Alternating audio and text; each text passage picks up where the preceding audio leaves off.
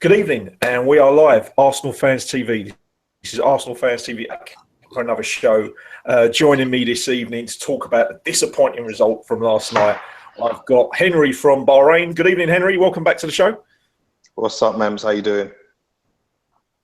Had better days, mate. You know how it is. I've had a nightmare day today. I've had Spurs fans texting me all day, giving it large. So loads to talk about today, I'm sure. And joining us, Chris, to talk about yesterday's game and all the dramas on and off the pitch. We've got Chris.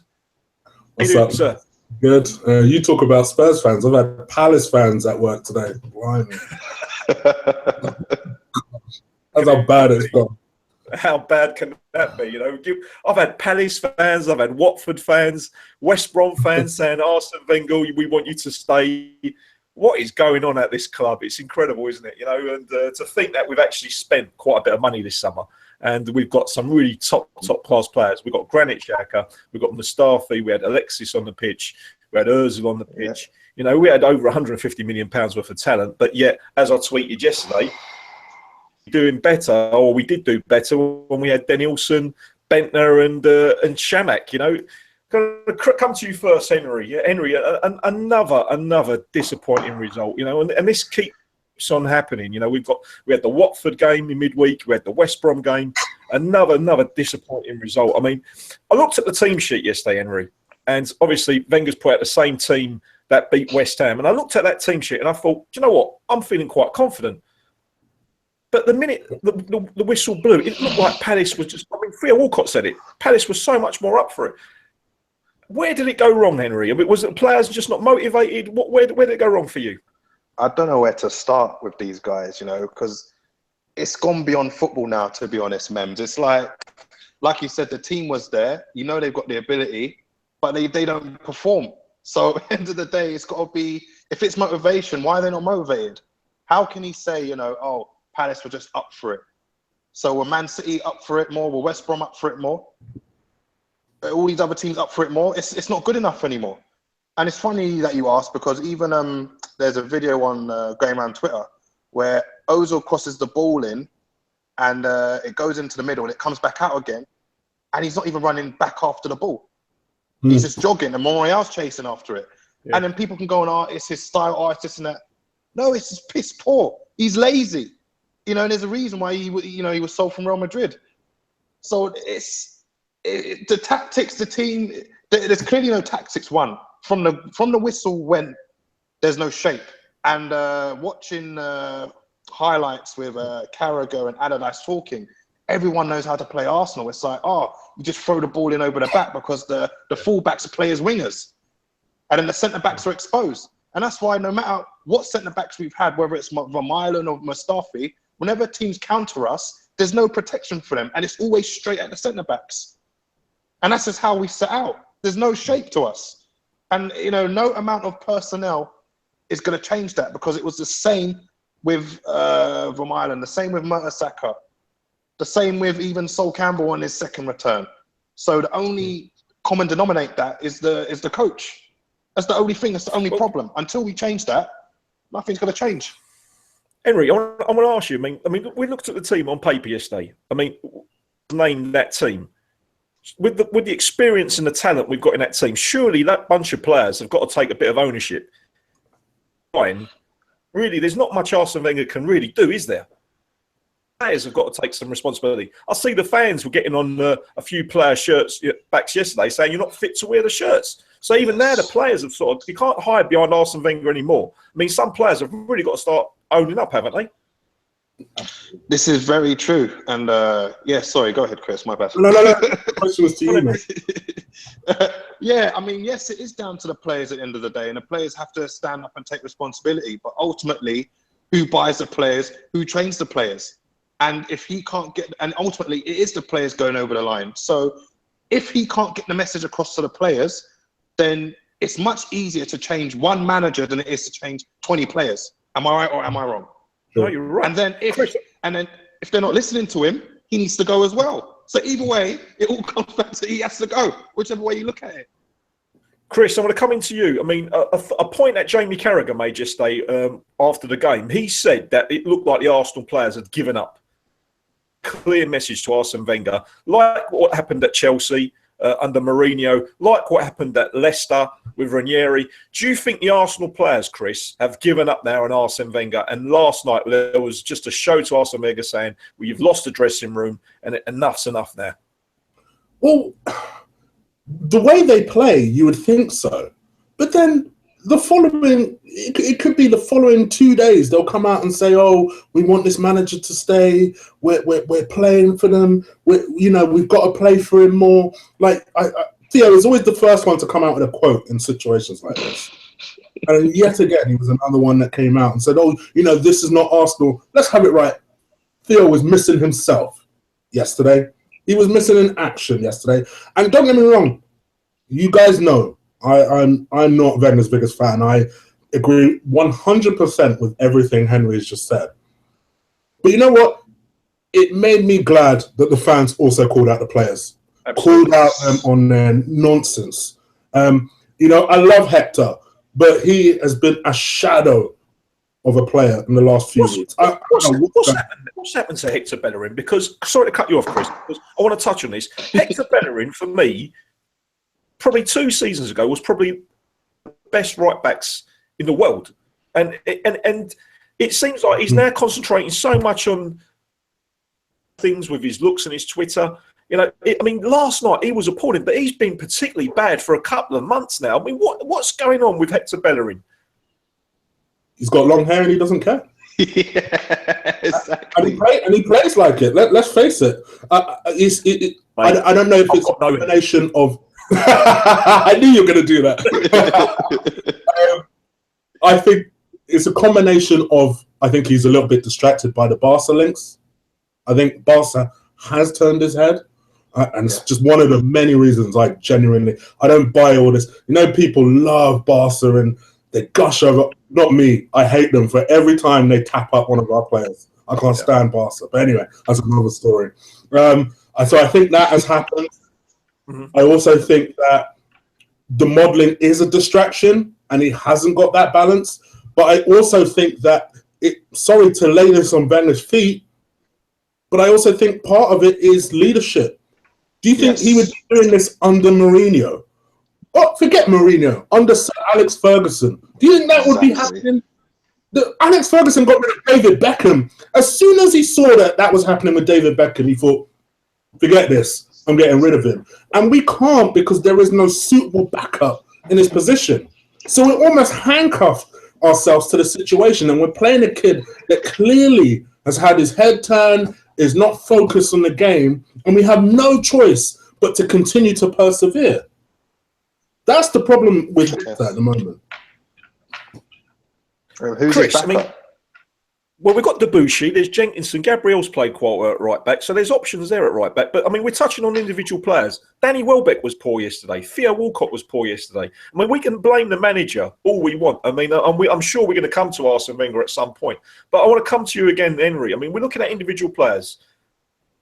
Who covered themselves in glory yesterday? Absolutely no one. And people can point out Mesut Ozil because of his price tag. Alexis Sanchez was poor. No one for me stood out and grabbed that game from the scruff of the shirt. No one showed any real leadership yet again. Sooner or later, mate, a decision needs to be made of these players. Whether it's Arsene Wenger this summer or a new manager coming in, who actually is good enough to be in that starting 11 next year? On what we've been seeing the last couple of months, just Alexis Sanchez. Literally none of them. Not Mustafi, Gabriel. Gabriel is the first centre-back I've seen get bullied by a striker in so many years. How many times did Benteke jump up with the ball and Benteke jumped up like he was jumping up by himself? And this is meant to be a centre-back. It's meant to be the other way around. It's not meant to be striker. Strikers meant to be afraid of centre-back. So that's a mad thing as well. And then you've got left back Monreal. He's just lost a yard. He's older now. He needs to be shipped out. The only guy who was half decent yesterday was Martinez. You know what I mean? And he still got the young keeper, and he still had 3 put past him.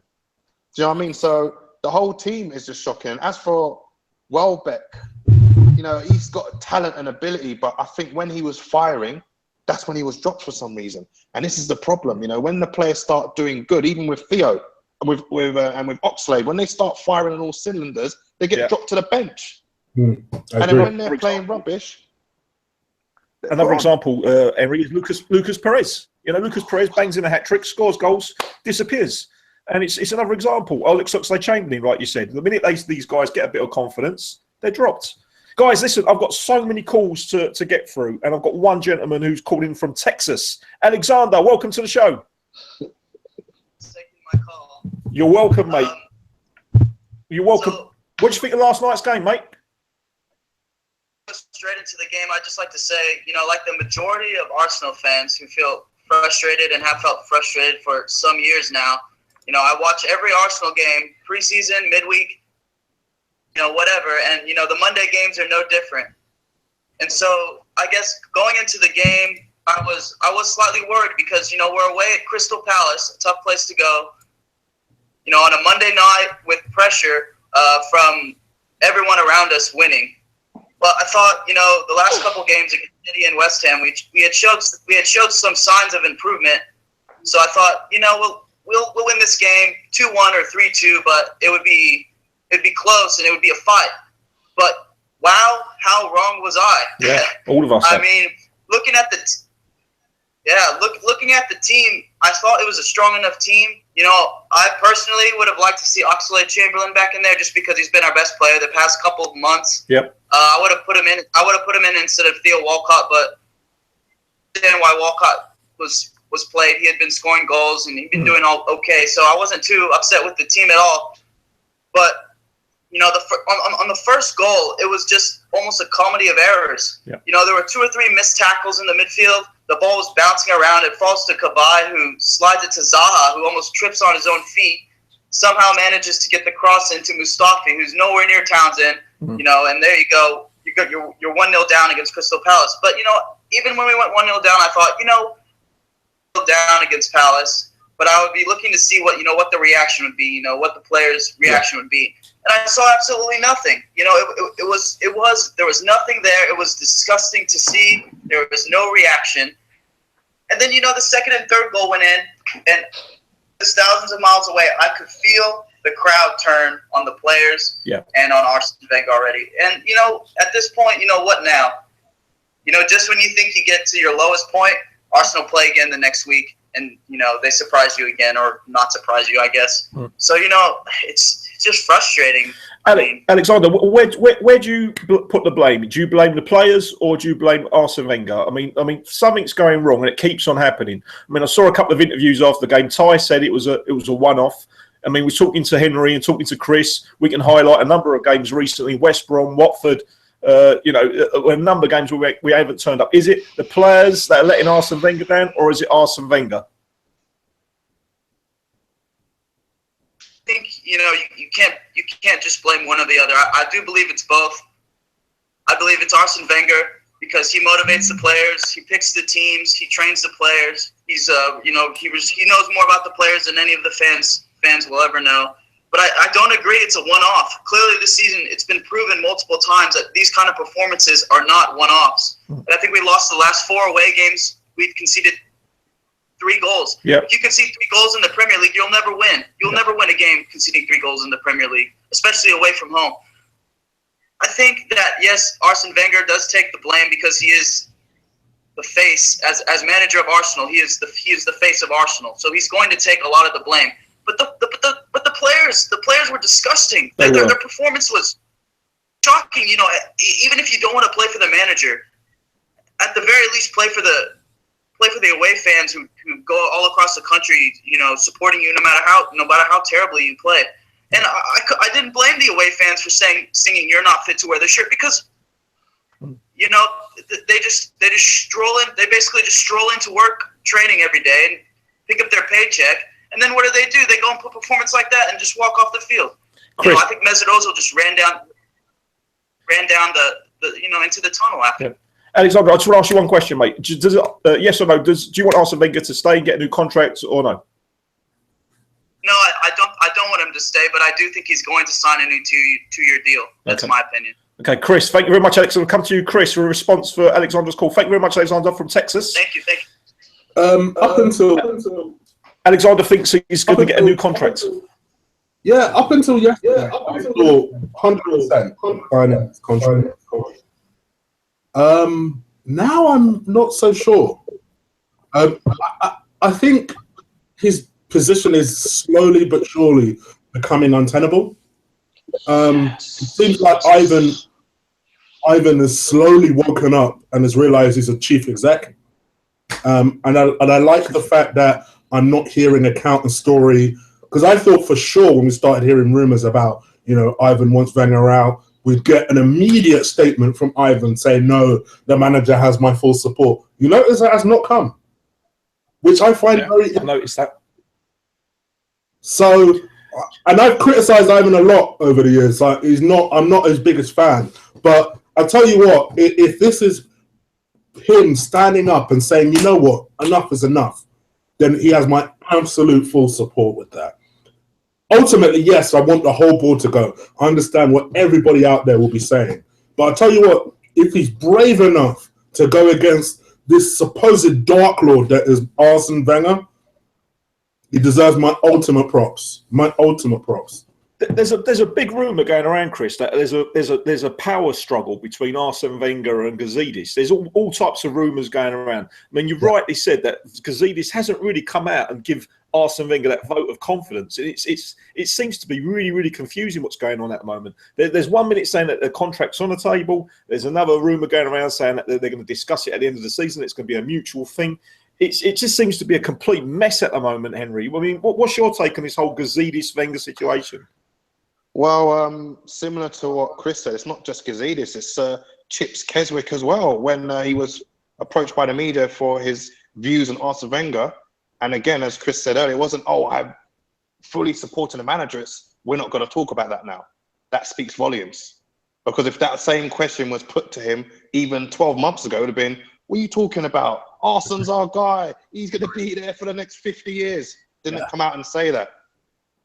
So all of these, as they say, the silence at the moment is speaking volumes, because in this type of industry, silence means no. When it's a yes, it's he's our guy, we're standing by him. It's not just Arsenal. You see this at all other clubs. When they stand by a manager, they come out and say, we're backing a manager. No one is backing Arsene right now, which means he's not being backed. If he's not being backed verbally, he's not being backed physically. Ultimately, they can't come out and say we're not backing him, but they're actually saying they're not backing him by not saying they're backing him. If you know what I mean, it's all political mind games and stuff. I also heard rumors that he signed, and maybe he did, but due to the poor run of results, you know what I mean. If they were to announce he signed, I reckon fans would turn the stadium upside down. You'd wake up one morning and Arsenal would be over in Hounslow or Brentford. Do you know what I mean? And that's why they can't announce it. And good. There is. Go on, I mean, I'd be the one to do it myself, because I've had enough. Oh, mate, you're over in Bahrain. The stadium's safe. But I'm going to take another caller. I'm going to take another caller. There's a gentleman called Mark. Mark, how you doing? Good, thanks. Welcome to the show again, Mark. I mean, we're talking about Arsene Wenger. We're talking about Ivan Gazidis. We're talking about the potential of signing a new contract and all types of things. Mark, I know you're very active on Twitter. I know you was very involved in the protests recently. What's your take on the current situation, mate? And what's the latest with the protest? In terms of the situation, I think it's as you've just said. There's lots and lots of rumours flying around. You've seen the A.F.C today stating that they've obviously spoken to whoever their contact is at the club, who have said that again that no contract has been signed, and that a decision will be taken at the end of the season, a mutual decision. So they're obviously very strong on that. But there's lots and lots of rumours about. I think that the one thing we can all agree on is that it's an absolute shambles. It's a fiasco that yet again Arsenal have let themselves get into this position. They did exactly the same sort of thing in 2014 when we got to the cup final, and he didn't sign his contract until after that. So, you know, why have they done exactly the same thing again? Presumably because they've banked on him being his usual self and meeting the requirements of his job, which seem to be fairly minimal for a club of our size. You know, getting to the top four of the league so that we can take part in a competition we never have a chance of winning, you know, and the healthy cash in to help bulk up Stan's cash balance on his portfolio of sporting franchises. Yeah. What do you think of Henry's point that the contract's already potentially been signed and they're just waiting for the right opportunity to announce it? Well, again, you know, you see people who have far better understanding of these things than me who say that because we're a PLC, if he signs a contract, they have to let the stock market know that. Okay. So, you know, again, it's kind of like that if you believe that, then he hasn't signed it. I would suspect that what they've got is that they've come to they've got a verbal agreement. Okay. You know, they've said to him, this is what we want from you, this is what we're offering you, and he said, yeah, that won't be a problem. Of course, the issue is that was several months ago, and everything has gone to shit since then on the pitch, and obviously off the pitch, we're managing to put a bit more pressure on. Yeah. Mark, what do you think of the relationship between Gazidis and Wenger? I mean, there's all types of rumours going around that they're at war against each other. Do you think, like, as fans, we should be putting pressure on Gazidis and the board, or really be sort of putting pressure on the players and the manager to deliver? What do you think the message should be from us fans in order to get change? I think to get change, we have to put pressure on the board and the manager, because they're the ones that will make this decision. You know, they say it's a mutual decision, and it's tenuous to say it's mutual, you know, because I think if they obviously made him a verbal offer some time ago, it wasn't very mutual. It was like, Arsen, are you going to stay? And here's what we're offering you. And he probably said yes. I don't think Gazidis and Wenger have a relationship at the moment. I think there is a problem. It seems at board level that certain people, particularly Gazidis, think that change is needed, and it's hardly surprising because, you know, Gazidis operates with one arm behind his back. He's supposed to be the CEO, yet his appointment was approved by Wenger.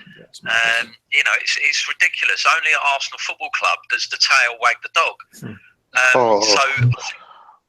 I think, you know, there is no relationship, and I think we have to, as fans, we have to keep the pressure on the club.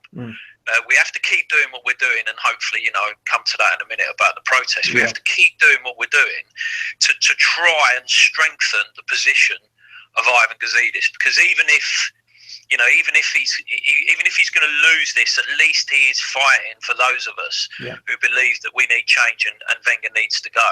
So, you know, he's had a lot of bad press over the years, and it's deserved. But at this moment, the enemy of my enemy is my friend. So, you know, I'm behind Gazidis. So we need to back him up, keep the pressure on. No, I agree with you, Mark. I mean, Mark, what is the latest with the protests? I mean, obviously, we've seen a number of videos going around on social media from the first protest, which is a massive turnout at night. Then we saw the other protests, which seems to be, the number seems to be sort of coming down a bit. I mean, do you think that we've done too much, or do you think that maybe that, you know, a few people didn't get on board because of a number of reasons? What's actually going on with the protest now? Where are we standing at the moment? Well, I think the issue we have, Memz, is that people talk a good talk, you know, on social media. If you went on social media and if you judge it by that, all day long I see people, you know, vehemently saying, get Wenger out of the club, and yeah, I'm behind you, and I'll be there, and all that, you know, and actually when it comes down to it, you know, they've got no chance of getting anywhere near in a protest, or they're sitting in a pub, and you know, one of them goes, right, we need to set off to go and join the protest now, and his mate goes, no, look, I'll just get another round, you know, and they can't be bothered leaving the club,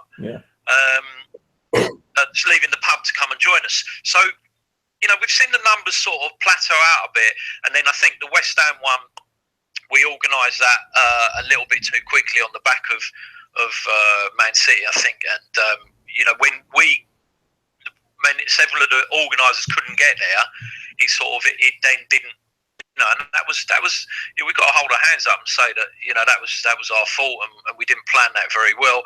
We thought the 13-minute one worked okay. Mm-hmm. When you looked at the game 10 minutes in, there were so many empty seats. There were far more empty seats than the 12,000 seats that the Metropolitan Police reported as the correct attendance figure.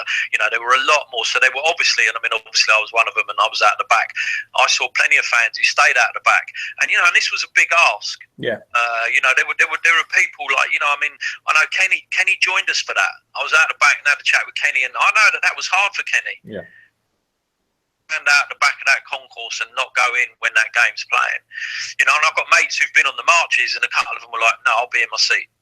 Okay. And that's people's choice. So it's difficult because you try and organise these things, but it's such a sort of disparate spread of Arsenal fans out there that it's a bit like herding sheep, mate. Yeah, I know. Herding cats, mate. It's so difficult. I know it's not easy, Mark. Honestly, and I was involved for the Time for Change one with yourself at the Norwich game last year, and I know how tough it is to organise and to get everyone on board. I think the problem is with Arsenal fans, Mark, if I'm being honest, is that there's a number of fans who feel it's a little bit disrespectful to Arsenal. They probably do want change, but they probably won't overstep that line to protest. But we're in a catch-22 position, because if we don't protest, then potentially he's going to sign a new deal, and we're going to have 2 more years of this. Well, that's this is something that actually really winds me up. You know what? I'll give as much as I think some of the pro-Wenger lot are completely barking and that. At least with some of the more rational ones, you've got to give them credit for sticking to their guns and actually coming out and speaking out in support of the manager, etc. Yeah, as much as I think they should be taken back to the care home, but at least they have the balls to do that. There are so many Arsenal fans that want Wenger to go, but they won't do anything about it. And yes, it's completely everybody's choice whether they want to protest, whether they want to march, hold a banner, or anything like that. It's completely up to them. But some of these people really know, but they just can't bring themselves to do something about it because they feel it's disrespectful. Well, we're not. I don't think what we're doing is that disrespectful. Some of these guys need to go and have a look at the welcome the PSG players got from their fans after Barcelona, or watch some of the videos from Italy when the fans go down the training ground. Our thing down the training ground was like having tea with Miss Marple compared to what some Italian fans will do. Yeah, I agree. I mean, being Turkish myself, I'm laughing because I've seen some of the scenes of when they're trying to get managers out in Turkey before. They've had effigies burning and things like that. So considering what's been happening to Arsene Wenger, I think it's actually quite reserved. So I can't see where all the distaste is coming from. So I get what you're saying, Mark. Mark, I mean, you've been a great call, mate. I just want to touch on, is there going to be any planned protests coming up, or what do you advise if people want to get involved? Well, I'll tell you what, the main thing I'd say is that whether or not you can get to the ground to join in a physical protest is one thing, and only people can make the decision whether they can get there or whether they want to do it. But what everybody can do is they can put pressure on the club from their laptop, from their desktop, from their phone. All the things that we've asked people to do, tweeting every tweet from Arsenal with Wenger out, tweeting the ones with all the sponsors on with Wenger out, tweeting all of those, the media contacts, the journalists and that, doing that, emailing the customer service teams with just nonsense, emails of complaints. All of this, right? And whilst people might slag it off and say it's pathetic, it's childish, it is. You're right. It is childish. It is a bit silly. But you know what? These people do not want this happening. It is bad for the image of Arsenal Football Club. And whilst none of us want to damage that image, we need to put pressure on the club. We need to give Gazidis as much ammunition as he can to go at Kroenke and say, look, if you give him another 2 years, this is just going to get worse and worse and worse. So I'd ask people to go and follow the No New Contract Twitter account, which is the official one for the protests. So anything to do with protests will be on there, and all the details of what you can do from your laptop, from your phone. Please, guys, just Let's just keep the pressure on the club and try and get Arsene Wenger to see the light and agree with the club that his time has come to the end and he needs to leave. Mark King, thank you very much for your call, mate. It's been an absolute pleasure as always to speak to you. I'm going to take your... Mate. Thanks, mate. Henry, I'm going to come to you, a response to Mark's call. Do you think the message is getting across, Henry? Do you think the protests, do you think the banners, do you think the tweets, do you think everything, do you think it's coming across to the board, and do you think it's having any effect? For sure. I mean, ultimately, had we not done the protests, as Mark said, you know, they would have gone along with what they wanted to do already, which is another 2 years or even more of this nonsense mediocrity. Tweeting the idea that we're protesting, the whole world can see what we're doing. Do you know what I mean? When the protest is going on, every major newspaper is reporting on it. I'm even seeing it over here when you get in the mirror and things like that. So if I can see it and everyone else can see it, and people and Alex can see it in Texas, you don't think the board can see it in North London? So you have to keep it on, and that's why you have to maintain the pressure. Because even if you take off the pressure for a little bit, they'll carry on with their nonsense. Exactly. And for me, it's not even enough. I think they've got to do more. Do you know what I mean? I was even watching videos of people kicking Gareth Bale's car in Madrid. I was like, boy, just like you said. I don't suggest anyone does that, but I was going to say, do you know, get it easy in England. I was going to say, Charlton Athletic done a fantastic protest during a game. I think it was like after like 20 minutes into the game, and they threw loads of beach balls or tennis balls onto the pitch, and it disrupted the game for like 10-15 minutes. I think knocking shit out of someone's car would be better, Henry, don't you? Yeah, I totally agree. I mean, I'm up for doing anything that gets noticed. At the end of the day, people say, oh, it's disrespectful, oh, it's childish. Well, guess what? This guy being in a club till now is disrespectful and childish. He's mocking everybody by still being there. Do you know what I mean? Because he's not there for footballing reasons. And last time I checked, it was called Arsenal Football Club, not Arsenal Company or whatever. You know what I mean? It's about football and winning trophies. And if he's not there to deliver either, then he shouldn't be there. And then by him still being there, not doing what he's meant to be doing, he's mocking us. So yeah, we'll mock them as well. Get him out by end of the day, any means necessary to get him out. Get him out. You've said that a number of times. Chris, I'm going to come to you in a minute, but I've got Chris Hudson on the call. Chris, who's very infamous for looking down the camera and saying, "If you, Vengis, if you." I love it. And he's got a great name too. So. I'll tell you what I'm doing. I'm gutted. I've had enough, Memz. I really have. I've been thinking today about Walcott. You know, was the Arsenal captain last night, and it's another example of how this manager strips like the veneer of Arsenal. Like, you think of the great captains of Arsenal, yeah, like going back right to the 30s or more. You know, Frank Matink, not Vieira. Being a captain of the Arsenal actually means something. He juiced it. Some geezer writes in a couple of paragraphs in the programme. Yeah. Captain of Arsenal, isn't there?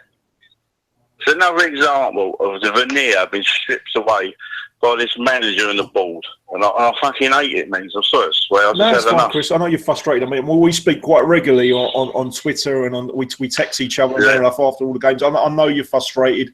I've spoken to you a number of times, Chris. Chris, I mean, you've been a fan for many years. Have you seen anything like what's going on at the moment at the club before?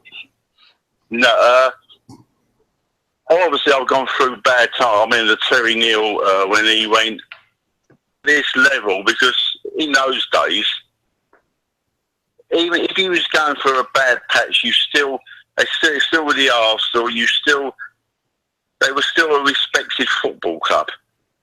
The wonderful image of Arsenal, you know, the marble halls and everything it went with that. But now we've just become another club. And this board and Wenger, I think, have destroyed, not just, you know, they've made us a laughing stock. We're just another club. To say it, you know, we've lost that kudos we used to have. We're just a football club. We're not Arsenal no more. We had that bit of class in the past, didn't we, Chris? It was done things the Arsenal way. But I agree with you, mate. We have lost that. But Chris, I mean, I was talking to Mark King just now, and we've been speaking to Henry and Chris on the panel. There seems to be a bit of a divide at the moment between Gazidis and Wenger.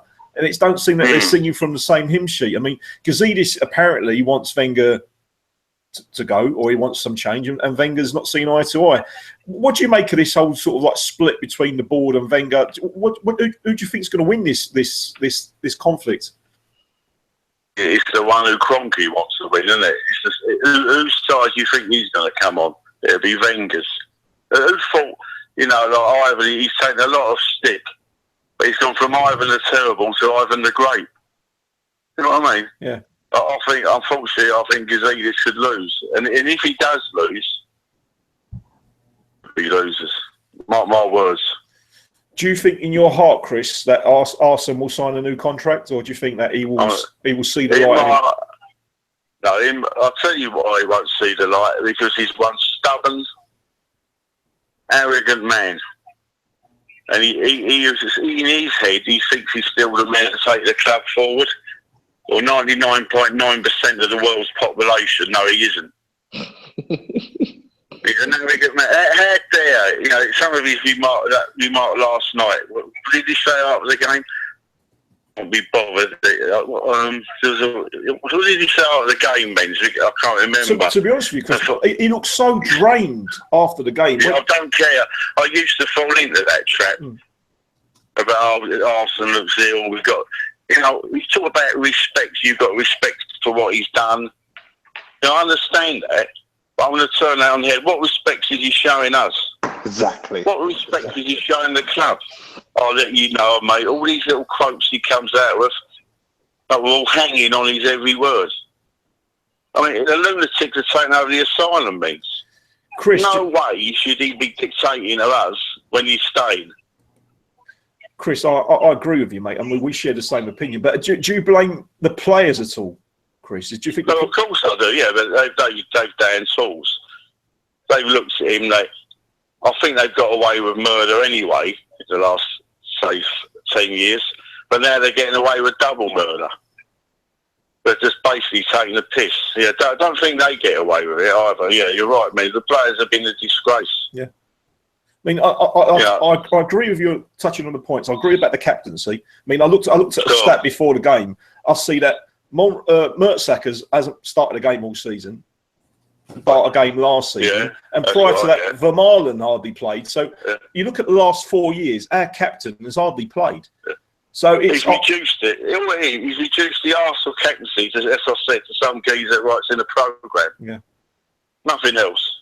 Chris, I mean, how do you think this is going to pan out, mate? I mean, do you think Arsene? Do you think he's going to sign a new contract and we're going to have 2 more years of this, or do you think that the fans will get so far on his back that he will just say enough's enough and he'll walk? Unfortunately, I think it'll pan out. I think he'll sign a new contract.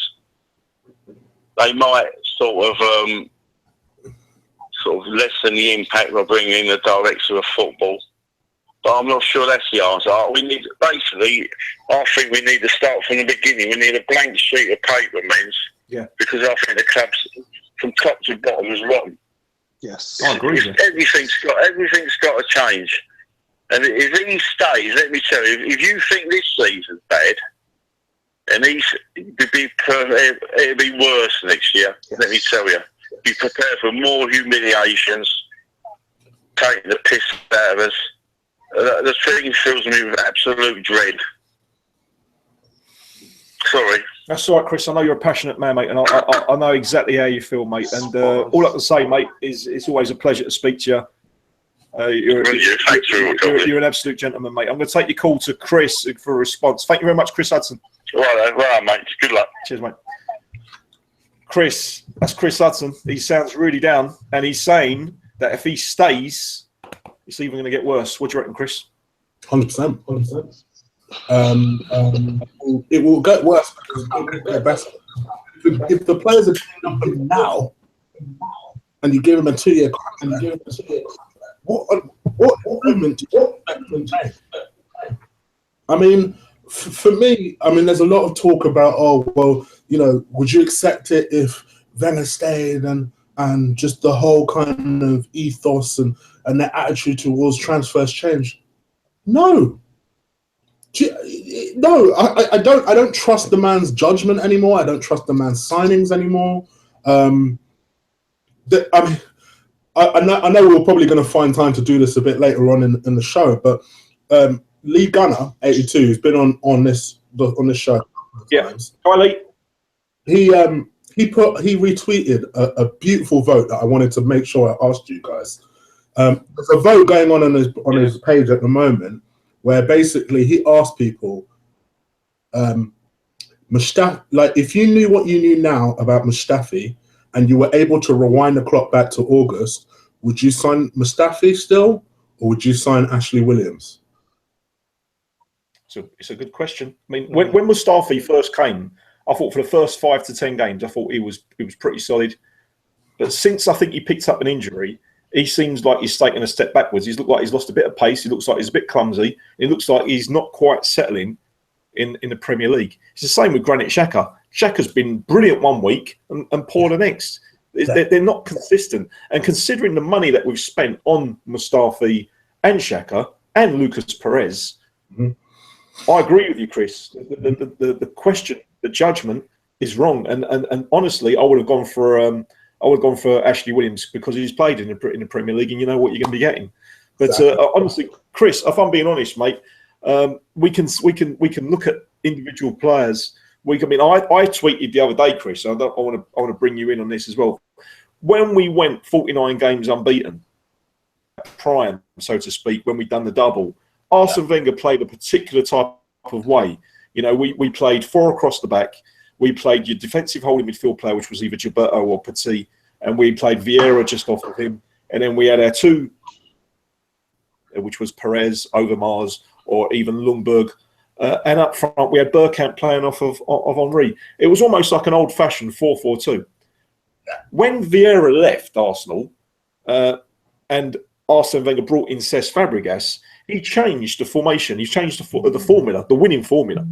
And since then, he's stuck with this Barcelona-style type of play, which hasn't worked for 13 years. But yet he continues to stick with it, even though it's not working. But you look at like Conte, for example, who came in and he changed things around. It's Arsene Wenger doing something tactically to change. Well, I suppose that goes back to what I was just saying in terms of if Wenger stayed, would you trust him to make the right signings? You just said it yourself. The man has stuck to a losing formula. Who sticks to a losing formula? But the notion of that doesn't make sense. It's arse backwards. Like, if something's not working, logically, you should change something to make it work. So if something is going to change around Wenger, why would the person who doesn't utilize change be the one to lead that change? Exactly. He should just naturally take it out. Naturally, he should not be in charge of something like that when he's incapable of changing. I wouldn't trust him to buy me a Happy Meal. No. Henry, I want to come into you. I mean, we're talking about tactics. We're talking about what Arsene Wenger can be done. I mean, we're talking about his signings, some of his signings that he's brought in and not really delivered. You know, he seems to have lost this Midas touch, doesn't it? Whether it's training, whether it's tactics, whether it's signing players, because he used to sniff out wonderful players. Everything at the moment, everything gone, just seems to be wrong. Can he get it back, Henry? No. You can't get it back. And when I said this on the show before, he's been killing players since Arshavin. Great players come to Arsenal. They're doing great when they first get here. Then after a couple of weeks, they become shit. Even Ozil, when he first came, was amazing. When he set up Giroud for that amazing assist at Sunderland, now Ozil's shit. When Sanchez came his first season, unstoppable, on fire. When Vermaelen first came, was scoring scissor kicks. A high scorer centre-back in the league at one stage. He just destroys players.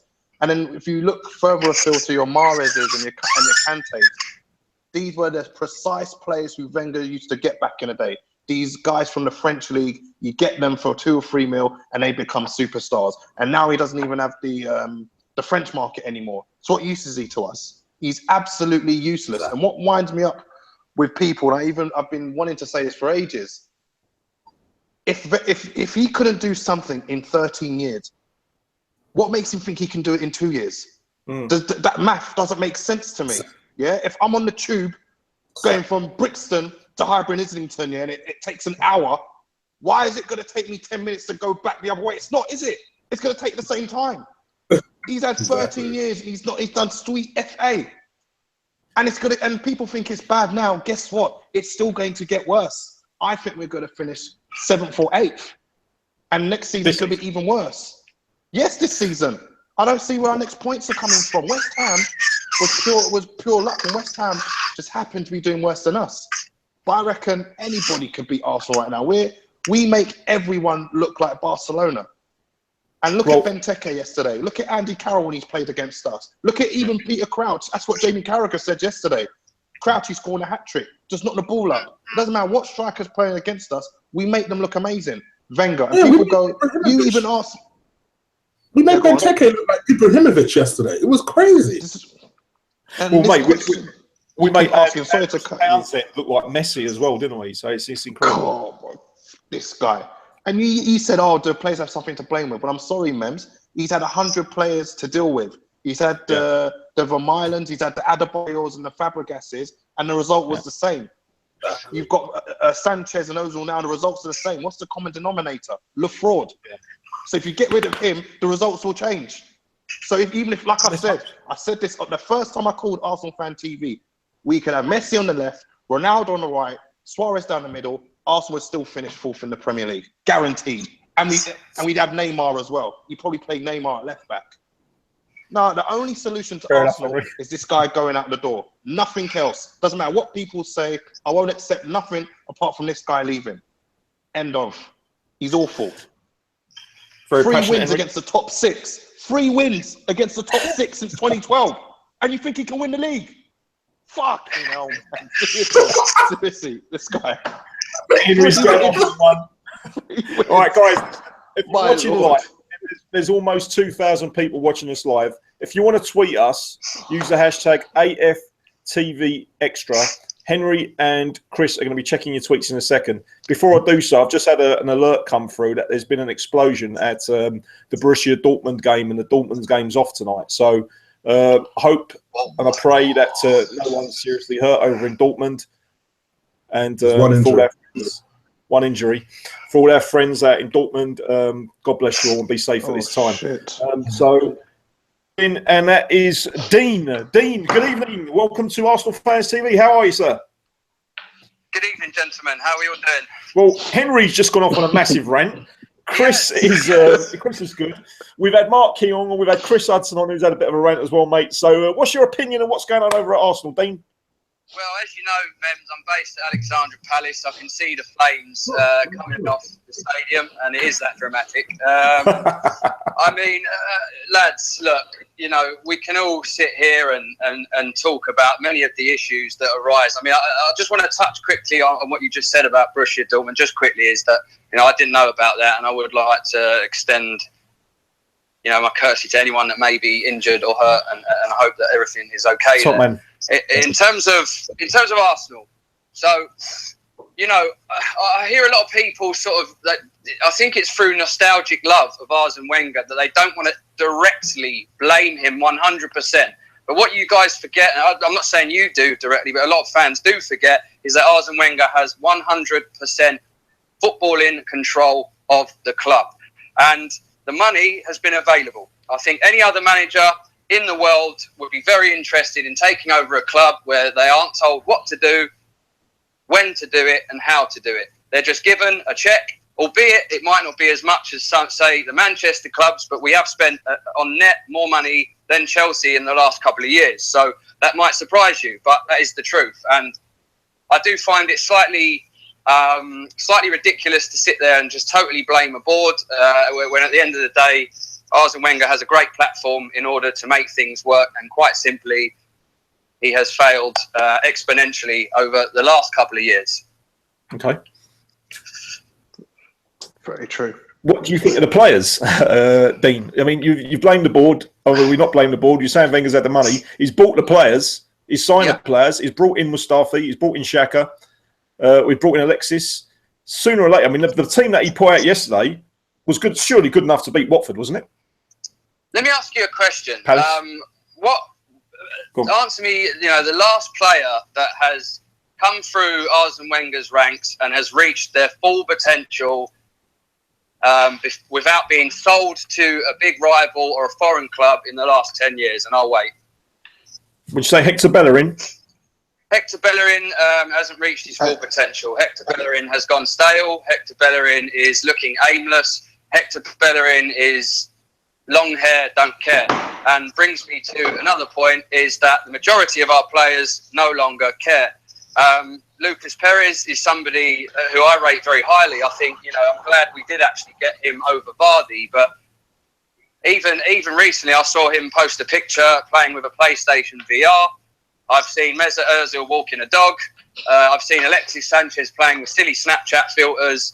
And these are supposed to be players that are fighting for our cause. I mean, I would hate to think of Tony Adams, Thierry Henry, Ian Wright, Manuel Petit, Patrick Vieira doing anything of the sorts of things I've seen this current squad do. And that is a simple sort of patronising. A couple of them clap at the fans and walk off. They do not care. They don't buy into the manager's tactics anymore. And quite frankly, the whole thing has gone stale. Unfortunately, we don't have a board with the backbone to sort of say to a dinosaur that the time has come. And of course, we should respect Arsene. And of course, no matter what happens from here on in, Memz, I will always say that he is a class act. And personally, I feel he is a fantastic man, great class, great humility. But in the footballing terms, the guy has been left behind. And I'll say this to you, I don't think it's a surprise that the two kind of oldest managers philosophically in the Premier League are occupying 5th and 6th. The game has now gone forwards. Younger managers are with flexible tactics, using a back 3 centre-backs with 2 wing-backs coming up and down the line, whereas Arsene continues to expose 2 centre-backs with the same, wing-back situation. So, for me, the game's just gone in a different direction. You need to be flexible. You need to tailor your formation on the opposition, no more so than when we played West Brom. Yeah. And you can see, everybody said it. I mean, it didn't take a genius to work out that half of West Brom's goals have come from set pieces. And, even Arsene Wenger mentioned it before the game. And did you see the goal where 3 West Brom players are queuing up to score a goal? Yeah, I get you, Dean. I mean, you made some really good points, especially tactically, especially being identifying the risks and not putting a plan in place. You've been a brilliant caller tonight, Dean. I really appreciate your time. It's your first time you called ArsenalFanTV, and I hope we can get you on again. Thank you very much. I'm going to take your call. Cheers, mate. I'm going to take your call to Chris. Cheers, mate. All the best. I'm going to take your call to Chris. Thank you very much. That's Dean from Alexandra Palace, who's just set fire to the stadium, apparently. Chris, I want to come to you, mate. He's saying that got it tactically anymore. I mean, we spoke about that. He's saying that it's a young man's game. Arsene's been left in his trails. Players have not really progressed under Arsene Wenger. I did mention Hector Bellerin, but I don't think there is. Can you identify a player that's come through the ranks over the last 10 years that's is performing? I mean, we look at Theo, we look at the Ox, we look at Ramsey. Would you say they've reached their top potential? No, he's right. By the way, shout out to Dean. He's literally like 5 minutes up the road from me. So yeah, I won't not disclosing too much of my information out there. But okay. To be honest with you, not really. And I'm not really that surprised though. I mean, let's have it right. And I know AKBs will hate me for this, but I'm going to say it anyway. Do you really see Arsene Wenger being that hands-on with this team? I don't. I honestly think most of the time he's in the office, pops outside every now and again, has a brief talk to whoever's out there, whether it's Bold or one of the other coaches, has a brief coach, does what he's doing in the office again, picks a team, and that's pretty much it. He does strictly what I'm saying is a manager's job. That model these days doesn't work. You see a lot of teams adopting like the head coach role. And I'm literally mean coach. They're out there with the team. They have a full understanding of the team. They develop a player. They manage a player. I don't see Wenger doing that. Okay. You know, maybe he used to once upon a time, but for me, I just don't see that happening. But because he maintains so much overall control of it, I don't know how much influence someone like a Steve Bold is allowed to have on the team. So it's almost like a really weird situation. Sorry, Memz, go on. I can see you want to say something. Let me come at you, and I agree with you. I honestly agree with you. But do you think that Arsene Wenger has, like you said, got too much power? Do you think that's affecting the footballing side of things? I mean, when he did have the David Dean there doing the transfers, doing the other bits and pieces, that's when Arsene Wenger was at his best. Now, do you think because he's dealing with things that he shouldn't be dealing with, his coaching side of things? So if we did bring in a director of football and that allowed Arsene Wenger to spend time on the training pitch coaching, do you think that would help him, Chris? The irony is, we have a director of football, and that's Arsene Wenger. That's what he does. That's the role he does.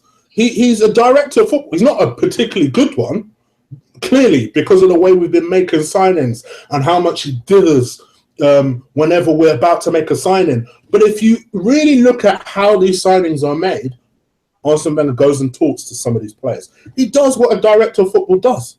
Yeah. The problem with that, if anything, that really just proves what I've just said correct. Because I don't think he's out there on the pitch doing what I expect him to do. I think that's a massive correlation between the fact that David Dean left and he's had to take on more and more and more responsibility. And instead of delegating or bringing somebody in to handle those duties, he's been slowly pulled away from doing what he should be doing, and that's coaching. Meanwhile, the game is passing him by.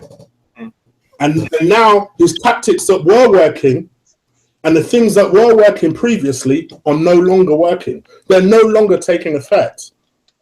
So, yeah, I literally agree with everything Dean just said. And to be honest, it's what Henry's been saying for ages. And it's what I've been saying for ages. Unfortunately, the game has passed him by. And we need a complete... Whether you think the ball should stay or go is, for me, is irrelevant. I actually agree with Dean in that respect.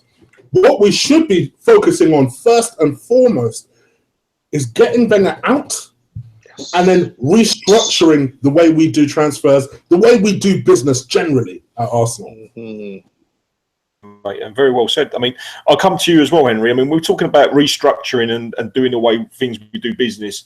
I personally think that when Wenger goes, we're going to need to hire maybe 2 or 3 people to do the job that he's currently doing. Because you're right, Chris. He's not only the football coach, but he's the negotiator, he's the director of football. I think some blame needs to be pointed at the club for giving him this power that he's got at the club, because we're too reliant on one person.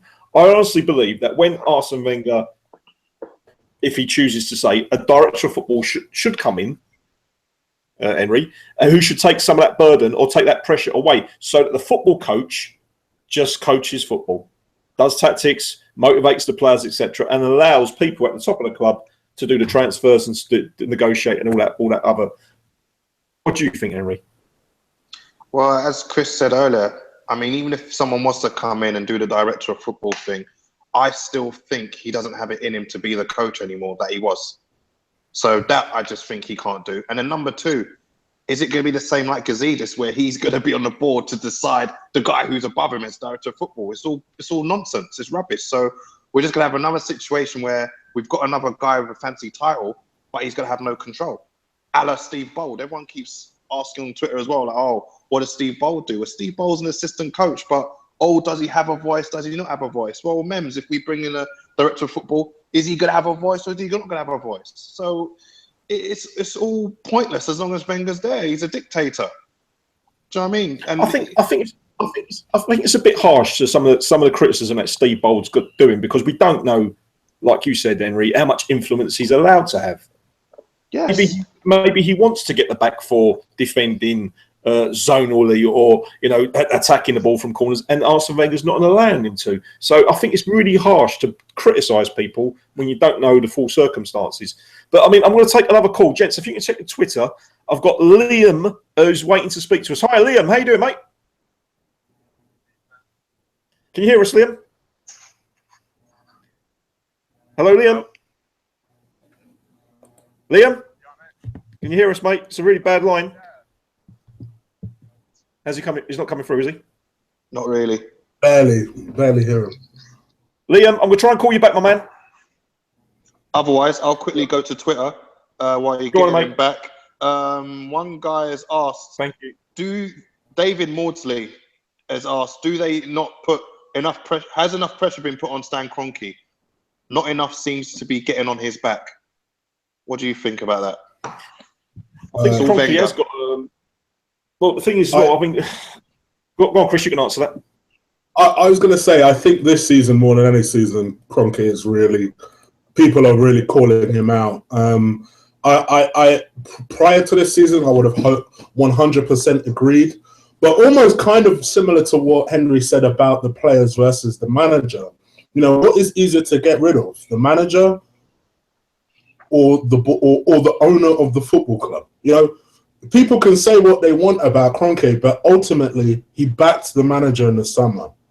He did, and that's why there is more criticism towards Wenger than there is towards, because he spent that money. Yeah. On a defender who people will know. I don't think Mustafi is good enough.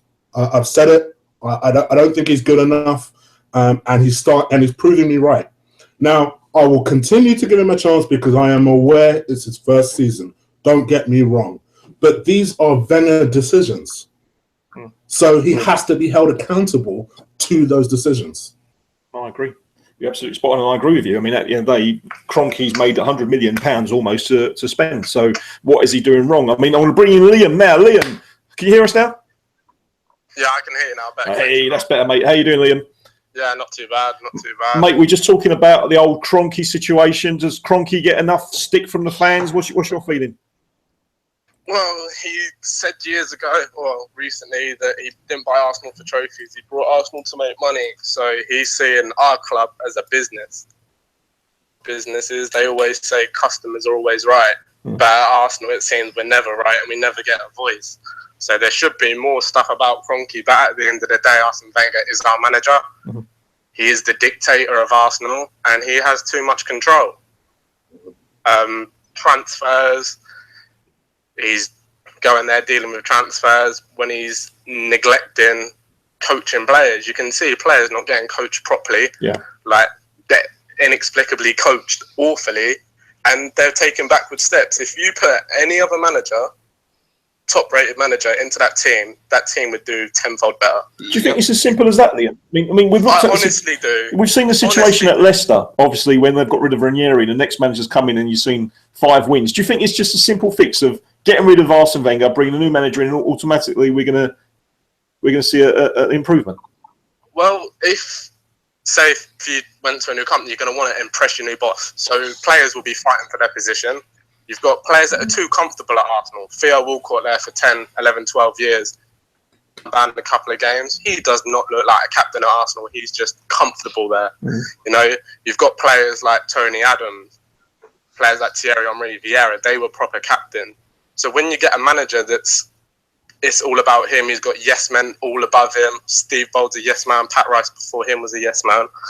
So it is like Wenger, he's just there. And if you bring another manager in that's going to coach players, that's going to give them a feed, that can change tactically as well. Because whenever I see us, we still play 4-2-3-1. Yeah. The game's changed within the last 2 years, 18 months. You play 3 at the back now, and it don't take an idiot to see that. But it is, Arsene has too much control over the team, over the transfers, over the players. He should be there coaching, or, well, he shouldn't even be there for me. But if he was there, he should just be coaching, but he's not even doing that properly. So, Liam, can I ask you, I mean, you've said about sort of bringing in a replacement manager. Who would be your choice if Arsene Wenger was to go at the end of the season? Who would you like to bring in, my friend? Someone that actually shows some passion on the sideline, not pissing about with his zip up. Like, we was 2-0 down the other night, and when you're losing, you're going to look over to your manager to try and get you hyped up. Like Conte, he'll get you hyped up. Yeah. He was sitting down on the bench, just looking. If you've got a manager that's going to be screaming at you, shouting at you, 10% out of you, you will do better. Like, and it doesn't have to be Allegri. It could be any Tuchel, Simeone, but there needs to be a change. You can't go 13 years without winning a league title and still be a manager of a club the size of Arsenal, size of Arsenal Football Club. I asked my good friend Jenny Lizarazu earlier on Twitter. I said to her, Jenny, if Arsene Wenger was at Real Madrid, how long do you think he would have got before the White Handkerchiefs come out? And she said, in the White Handkerchiefs decision, it would have been the board making that decision. I think the problem we've got, Liam, is that we don't have a Florentino Perez. We don't have an Abramovich at Arsenal, someone that demands success. If we had that person on the board that demanding success... Yeah, Usmanov, I was going to say. Right, but he doesn't seem to have that power. Do you think that the problem is board level as well, Liam?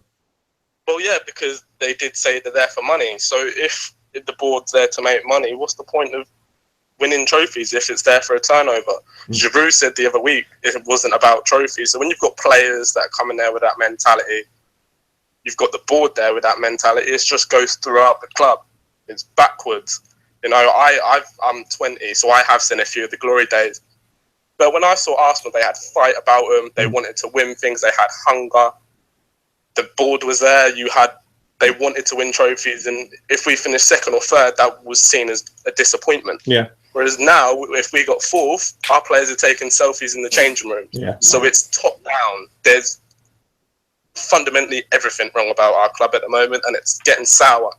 And then fans are fighting the games. So it's got that bad that fans who support the same team are fighting each other. And whose fault's that? It's not the fans' fault.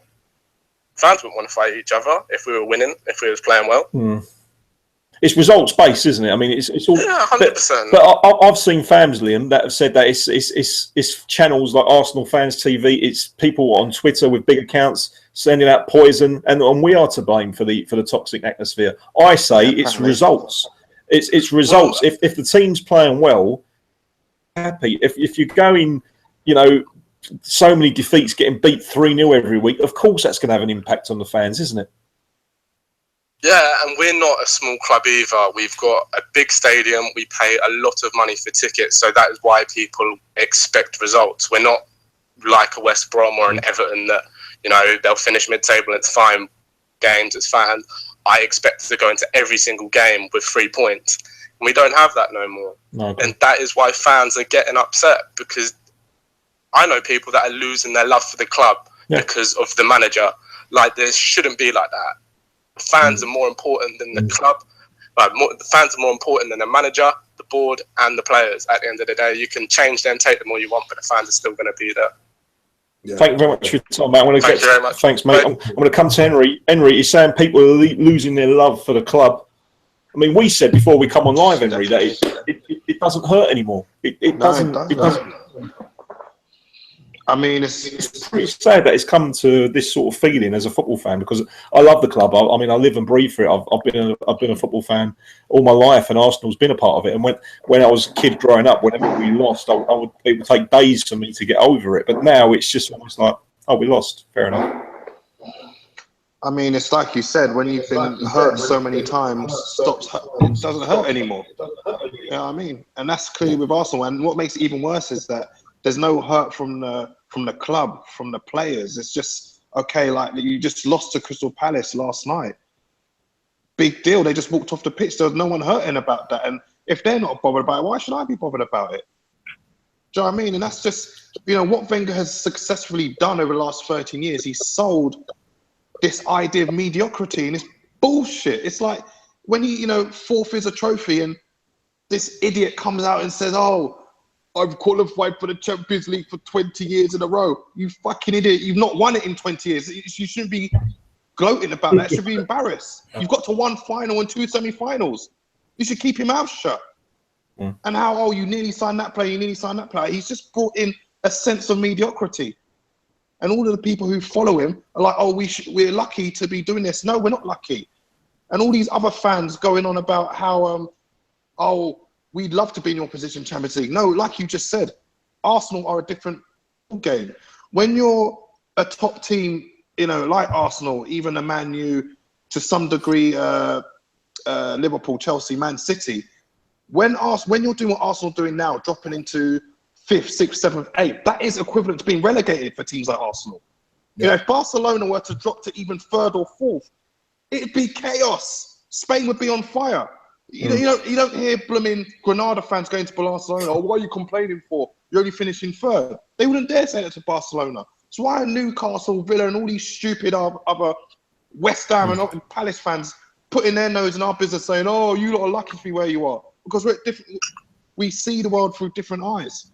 And that's why when Chelsea won the league and they were doing rubbish under Mourinho and they were dropping down, they got rid of him straight away. And even Leicester, a shame more bottle. They had one little taste of winning the league and they booted out Ranieri, even though they were a yo-yo club. So what does that tell you about where Arsenal are going and where Leicester are going? And this all comes from the manager. I agree with you, mate, but I think there's some sort of, like, how can I put it, resistance towards Arsene Wenger because of what he'd done for us in the past, you know, because he's given us so many glorious days when he first came. People now are sort of like giving him a little bit of leeway, if that makes sense. I'm going to come on to Shay. Shay, our next caller from Ireland. How you doing, Shay? I'm doing good. Welcome to the show, Shay. Thank you. Thank you, Memz. You're welcome, mate. I mean, we've been speaking for over an hour. We've spoken about last night's game. We've been speaking about players, individuals. We've been talking about tactics. We've been talking about the board. We've been talking about Kroenke, Gazidis. What do you want to say, mate? Well, in my opinion, Kroenke is a problem. Like, everyone knows that Kroenke is a problem. His mentality towards Arsenal and how he thinks that he even quoted himself saying that, he didn't buy Arsenal to win trophies. Like, he's not really into that. It's bad at the same time, but at the same time, there is a major problem right now because it's clear on the field the players are not playing for him. It's clear from the fans that he's lost the fans, and he still thinks in his head that he can take us forward. Insanity, to say the least, to the very least. In my opinion, he should have left years ago. After he showed us his true colours when he sold Van Persie to our main rivals. Yeah. As soon as he did that, he pretty much lost me. I'm not even gonna. I won't even lie. I always thought it was Van Persie just having too much of an ego and just left Arsenal. But then, on Twitter, yesterday, you see all the posts of Van Persie's statements, and it's pretty much coming into tuition now. Yeah. Seeing how moving forward at all, and it came to a point where I had to sincerely apologize to Van Persie because I knew I thought he was in the wrong, but it turns out that he was right the whole time. That Wenger and the board, they're not taking this forward at all. Shay, do you think that there's talks about Alexis Sanchez potentially going to Manchester City and Chelsea? Do you think if Alexis Sanchez was to leave, it would be because the club ain't showing the ambition, or do you think that he's just a winner or wants to win trophies, or is there a bit of resentment there or not getting on between Arsene Wenger and himself? I mean, what's your take on the whole Alexis Sanchez situation? In my opinion, I don't think it'd be down to resentment for Arsene Wenger, even though they did have a post-up in training and he was dropped for the Liverpool game. Yeah, I reckon Sanchez is not that kind of person to hold a grudge. He doesn't look like that kind of person anyway. But I feel if he did go to a team like Chelsea or Manchester City or even Manchester United, it showed that he wants to win in England and he will do anything to do that. So I wouldn't be happy with him moving to a team in England, but I'd respect. I wouldn't respect it, but I have to understand where he's coming from. Right. I feel that he'd be I don't see him if he's going to move. I don't see him staying in England. I see him going to Bayern Munich or something. But for the most, I would not blame him. After what happened to Van Persie and seeing what he did, I would not blame Sanchez if he left Arsenal to go to. Shay, what one final question? What needs to change at Arsenal? We can. The way I categorize change for us right now would be short-term change and long-term change. Short-term, we have to give a massive overhaul to the squad and to change the manager. But long-term, we have to find a way how to solve the problem with Kroenke, getting a new a major shareholder into the club. I don't know how that's going to happen, but it has to be done. But for now, anyway, change the squad. like a really big overhaul. Like we need new defense, pretty much. More midfielders, like a replacement for Cazorla. How we haven't got a replacement for Cazorla, and he's 32 years old, is ridiculous. It's absolutely ridiculous. Like the man management and the team management itself, it's ridiculous. It's shambles at the moment at Arsenal anyway. But like, yeah, right now get rid of Wenger and what's called change up the squad.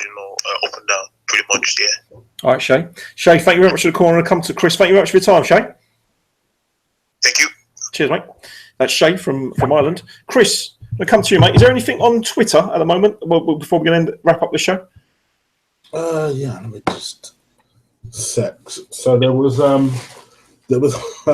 Lee is real active. Basically, he talked about Abramovich, right? And I just have to point out, just because I really like his points that he comes out with. So he mentioned something about Abramovich, and basically AFC moved to be self-sufficient, and we are that. We didn't want an Abramovich. 180 million spent in 2 years. Didn't stop that, did he? And it just shows that for all of the complaints that we all had as Arsenal fans about Abramovich, the one thing that I would say is that he's shown he is committed to that club. Yeah. I don't like Chelsea, but I give him a lot of props. The man saw more than an investment. He saw a team that he bought and has stood by and has plugged so much money into. And don't give me this, he saw it as an investment. You don't put 1 billion into something for a hobby. You know what I mean? You must love the club if you're putting that much money into it. And I just wish that we saw, and I think the mentality from top to bottom just stinks, whether it's from the players who don't want to win anything, to the owner who doesn't want to win anything, to the manager who thinks that top four place is good enough. The whole mentality, for me, the one thing I want changed is the mentality of the club. Bang on. And unfortunately, the one constant that's been there for the past 21 years is the only way you're going to get closer to changing that mentality, by removing one man. Well said, mate. Well said. And he's right. The mentality needs to change, Henry. Is there anything on Twitter, my friend? Yeah, Pete Gooner was asking, would the board... Hello, Pete. Thanks for watching. He was asking, he wanted to know whether the board would trust Wenger to spend again this summer. But, what's he saying? Will he still be here this summer? Hopefully not. Hopefully he's on Eurostar. But Pete, I mean, we've said that, Arsene Wenger's had the money this summer, isn't he? He spent almost 100 million. And you look at the players that he's bought, the Shaqiri, the Mustafi, the Lucas. Would you give Arsene Wenger, gents, would you give Arsene Wenger another 100 million this summer? I already know Henry's answer, so I might as well. He won't trust Henry. Henry won't trust Wenger with his cat, apparently. So there you go. There you go. No. So you know what? Honestly, even though I was probably Wenger out maybe 18 months ago, if you had asked me that a year ago, I would have said, all right, provided that the structure was in place. But seeing what he's spent and seeing the result that he's made, as you said at the very start of the show, we were getting better results with Bentner and Denilson. So, no. Very simply put, no. Fair enough. Okay, anything else on Twitter, gents, before I wrap up this show? Because I've got a couple of callers who I've made attempts to, but I haven't got through to them. But I'm going to wrap up the show because it is Champions League night and I want to catch up the games and make sure everything's fine. Is there anything else on Twitter? What, you mean the Champions League? We're so desperate to get into next season, which is still going on, but we're not in it. Has anyone noticed that? Fucking hell. Let me do one more, just from Robert Steele. Is it from Lee Gunner? If it's from Lee Gunner, mate, I'm not going to have you on this show again. So, go on. Do you think when Wenger leaves, he deserves an ambassadorial role at the club, or even become the director of football? Do you know what? It's a great question. Who's that from there? Rob Steele, 17. Very good question. It's an absolute. It's a very good question. And to be honest with you, and I have got Arsene Wenger, but I don't have hate. And I'm very grateful for what Arsene Wenger has done for Arsenal Football Club. Some of the memories I've got of growing up in my lifetime are some of the best memories of Arsenal Football Club are under Arsene Wenger. And I've got nothing to thank, I've got everything to thank him for. But saying that, I've got some frustrations as well. And I honestly believe that when he will go, people will appreciate what he's done even more. Memories. And I mean, I watched a fantastic video on BT about Rocky Rocastle and Ian Wright. And I look back at those days and I didn't appreciate them as much then as I do now. And I very much believe that in years to come, I will look back at the times of Arsene Wenger and I will appreciate him even more. So I really do hope that when he does leave, people will give him the recognition and which he deserves, because he's been an absolutely brilliant servant for this club. However, like we have said on this show, football has moved forward, and you've got to be judged on what you're delivering now and what you did 10 years ago at a sentimental value. That's exactly. I second that completely. I think we will appreciate him more once he goes. Yeah. I really do. I mean, if that's the case, why isn't Ray Parlour still playing for the club? Why isn't Henry and Perez still playing for the club? They did such wonderful things for Arsenal 10 to 15 years ago. Why don't I have hair anymore? You know, because people get old. Gents, I've got to take one more call. I've got to. Gentleman's is going to try and get through, so bear with me. Is there anything else more on Twitter before I take this call? On Twitter, oh, I can't say that one. No swear. I might have to delete this show again, so be careful. From Chris Giwa, it Hi, Chris. appear that Kroenke is aware of the passion of English fans as an American owner. Is he disconnected in opinion? It's a good question, but that is the problem with having foreign fans, foreign owners, that they don't actually understand what it's like to be an Arsenal fan. I mean, what Chris said about Abramovich, that's a different example. You know, Abramovich understands what it's like to be a Chelsea fan. The problem is that Liverpool, United, people that are owned by American owners, I don't think they do understand what it feels like, because at the end of the day, we're just here to generate money for them. So it's a good question. And didn't the media say to Schweinsteiger on joining Chicago about how you're going to take Chicago to the World Cup final? Guys, I'm going to take one more call. Mario, where are you calling us from, mate? I'm calling from Camden. Camden, big up Camden. Woo! How's it going, Mario? Sorry I've left you so late, mate. It's been a busy night. It's all right, mate. It's all right. I really enjoyed watching the show, man. I'm a big fan of you guys. I just want to speak up to you guys, yourself, Chris, Henry. I think what you do is an amazing job, and obviously you give us this platform to obviously voice their opinion and our concerns. Appreciate that, mate. And I think it's just great. It's great what you're doing. I agree with a lot of the stuff that you guys say.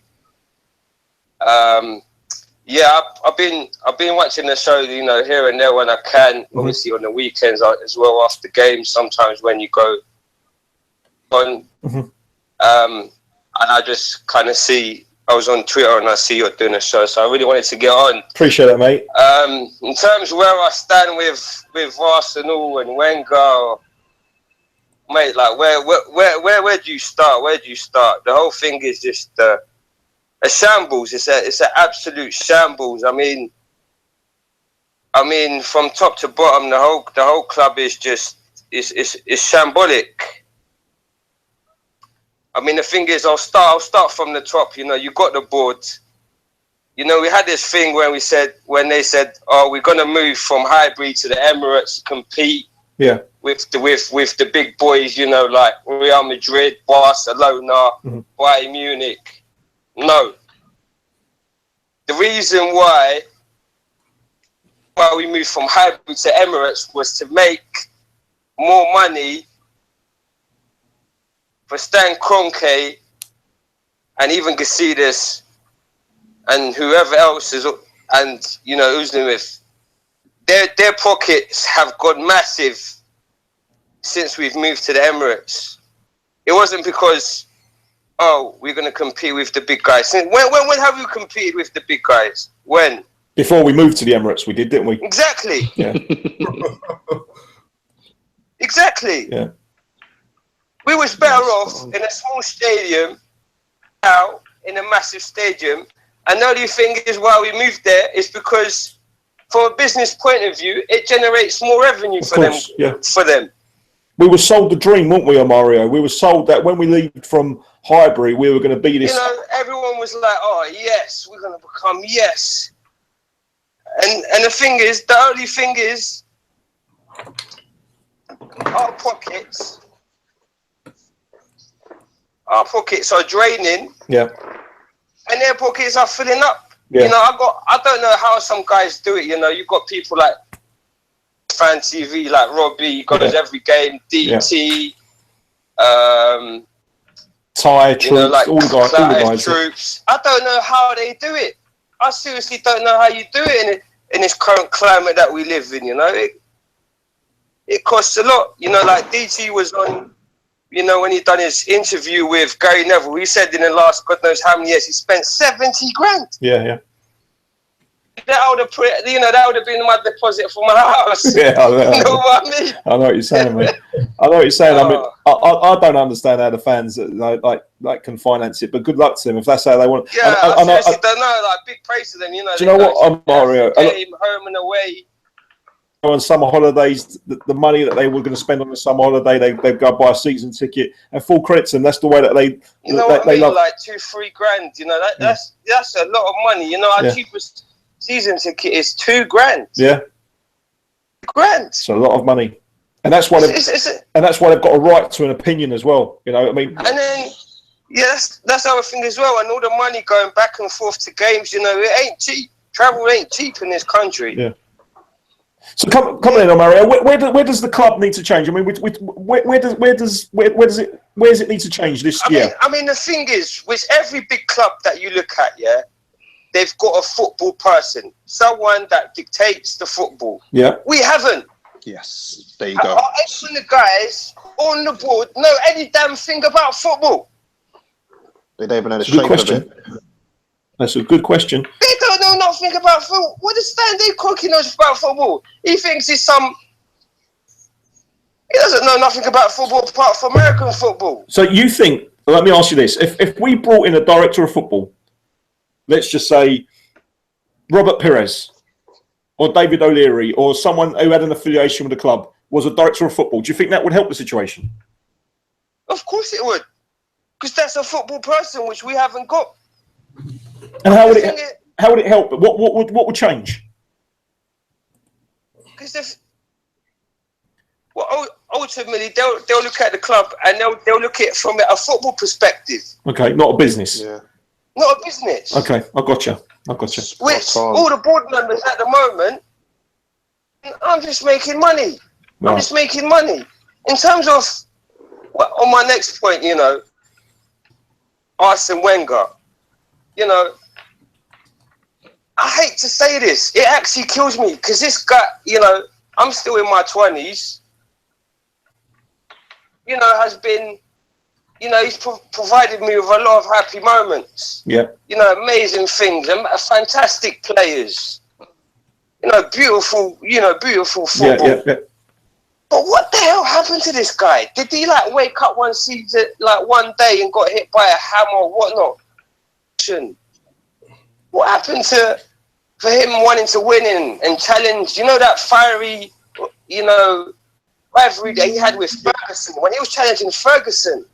What happened to that? It doesn't seem like he cares anymore. Do you know what, Mario? Do you know how I see things? Do you know how I see Arsene Wenger? Almost, I've said it a few times. I almost look at him as two people. I look at him as the fighter, the winner, the one that won the Invincibles and the doubles, the strong man, the everything that I admired about him. And then I look at another individual who's got excuses and some of the comments that he comes the loser. I almost look at him as two people. Every time his interviews are the same. Every time, look at where. It's a great impersonation. Yeah. You're a shambles, mate. Listen, You know the milk, yeah? You know you have the milk. You put it in the fridge, and if it stays too long, it goes stale. This is what Claude said, yeah. Go on. And then, you know milk after a long time, it turns to cheese? Yeah. And the cheese has eventually actually got rotten. That is who Wenger is. Forget all this dinosaur talk and whatever, yeah? Wenger's so out of date nowadays, yeah, that the milk has gone from milk, it's been fresh, it's gone stale, it's turned to cheese, and it's rotten. Wenger's rotten. Oh. It has to go. It kills me to say this, because like I said, you know, he's provided us with some great moments. Yeah. But the guy is finished. And the thing is, he's turning to a villain. Yeah. He's so stubborn. There's that saying, isn't there, from Batman? He oozes arrogance. And it's sad, though, Mario. It's sad that he shouldn't have gone out like this. You know what I mean? And I hope by some miracle. Do you know what, brother? I hope by some miracle, because I don't want to be sitting here slagging off the man. I don't want to be sitting here. Exactly. I don't want to. You know, I've got mates who are like, you know, best mate is, you know, my best mate is a Liverpool fan. And he's like, every season, you know, we always start off with, oh yeah, we're going to win the league, and we win about 8 games or, you know, 5 games on the trot and we top. And you're like, oh, you are, you know, you Arsenal fans are disappointing every time. Oh, Wenger this. But come on, it's the same story every season. It's like you've got a cassette on replay. And this season is even worse. Yeah. Usually we get to about March and we fall off. You know, when the Champions League games come in, that quarter-final that we always manage to make and never go any further. Be in the Champions League, you know. Do you think that would even help us properly up, you know, our prospects towards the league? Maybe, who knows? Do you think we won't know? We won't know till if that, you know, possibly this season when we're not in it, and we don't have to play those weekly games, whether it would help or not. Okay. Personally, I don't see the benefit of the Champions League as from a footballing point of view. Like Henry said multiple times, we're in it, but we're not in it because we've got no chance of winning it. You know, Henry made some great points, and Chris as well. But I always think, you know, one season we could do without it just to see what it would do to our title prospects. Gotcha. The other thing is with Wenger nowadays, yeah, he's so loyal to players. Yeah. Living. Yeah. You know, they have you know, you got players that every game they just stroll around, do the minimum, don't really play with that passion, and he plays them again and again and again. You've got Ramsey. As soon as he's back from injury, he's in the squad. As soon as he's back, he gets injured. As soon as he's back, he's in this season. He's so loyal, and the players are like, I don't care. If this was like Mourinho, these players were getting dropped. Yeah. Do you think they'll stand for someone who doesn't put 110% in every game? You're getting dropped. Yeah. Mario, I'm gonna ask you one question, my friend. If Arsene Wenger was to go at the end of the season, who would you bring in? There's a few managers. You know, the ultimate one that we get linked with, you know, regularly for the first few months is Allegri. And look what he's doing at Juventus. Okay. I'll be disappointed with what he's doing at Juventus. They're currently Beating Barcelona? Was it 2-0? Oh, I haven't seen it. You've just killed Mark. Is that the score?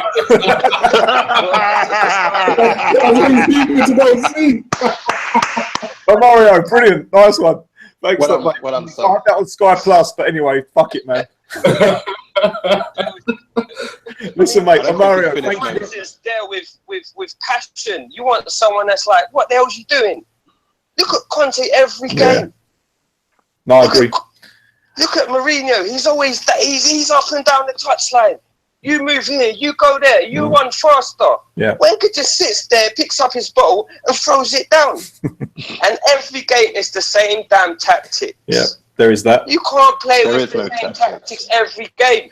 You're playing a different team. You're playing a different opposition. Yeah. The way I describe it on Mario, the way I describe it, my friend, is like, imagine you're a fighter, you're going to box someone, you're going to look at their weakness, yeah? You're going to look at, if you're going to fight someone, you're going to look at the weakness, you're going to exploit it. With Arsenal, it's the same thing all the time. Everyone knows what's coming. Everyone knows what's coming. That's the problem. Exactly. We used to be feared. people before we Arsenal come out on top of the pitch. In some games, we would have already won the game because the opponents would be shitting themselves. They'll be looking at Vieira, Tony Adams, these big intimidating players, and thinking, "Fucking hell, I got to play against him." Fucking hell.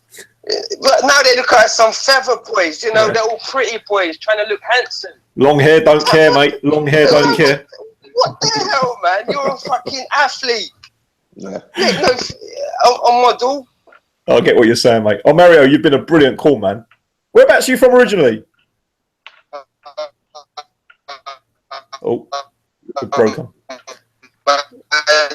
We've lost you. Oh, Mario, whereabouts are you from originally, man? I'm from Morocco. Nice one, mate. Listen, big shout out to you in Camden. Thank you very much for the call. Cheers. Much appreciated, my man. Thanks a lot. Much appreciated. Cheers, Once mate. Again, big up to you guys. Thanks, brother. Hopefully speak to you again. You've been a brilliant caller, Mario. Thank you very much, bro. Cheers. Cheers, boss. Take care. Bye, mate. Peace. It's a passionate guy from Camden. I saw Mario. I don't know if we're going to have enough time to get one more call in. But, guys, I'm going to come to you before we wrap up the show. Anything more on Twitter before we say goodbye?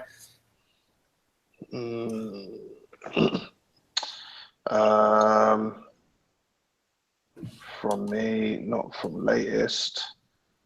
No. Not really, no. Does the careful what you wish for crowd realise everything they warned about is happening with Arsene Wenger at the club? Be careful what you wish for. I hate that saying. Claude, what do you think Hello, of... mate. Hello, mate. Hello, welcome, Claude. Claude, we just had a Mario on the show from Camden talking about the milk's no longer stout. It's now moulding. Would you... You still remember that, the Memz, eh? I remember that was November 2014 that you said that, Claude. Yeah. Mind you, we did go on to win the FA Cup that year, so Yeah. anyway. How you doing, And Claude? who knows? Who knows? We're still in the semi-final, and who knows what can happen. But at the moment, things are not looking too good, are they, mate? No, they're not, mate. I mean, you've had an opportunity to calm down. I saw your interview in ArsenalFanTV yesterday.